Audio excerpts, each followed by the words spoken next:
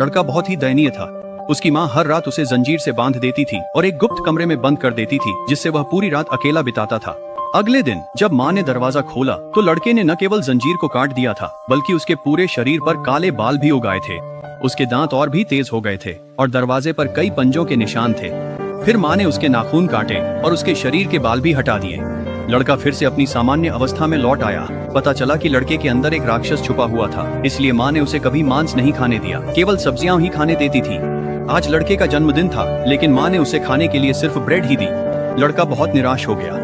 ये देखकर पड़ोसी महिला दुखी हो गई, इसलिए उसने चुपके से लड़के के लिए एक स्टेक बना दिया। लड़के ने पहली बार मांस का स्वाद चखा तो वह तुरंत इस स्वाद का दीवाना हो गया।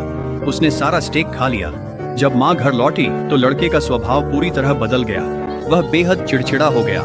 माँ के पास कोई और विकल्प नहीं था, इसलिए उसने उसे गुप्त कमरे में ले गई। उसने दरवाजा बंद कर दिया, लेकिन उसकी बाह पर खरोंच आ गई थी। अगले दिन लड़के का मूड स्थिर हो गया और उसने अपनी माँ से माफी भी मांगी।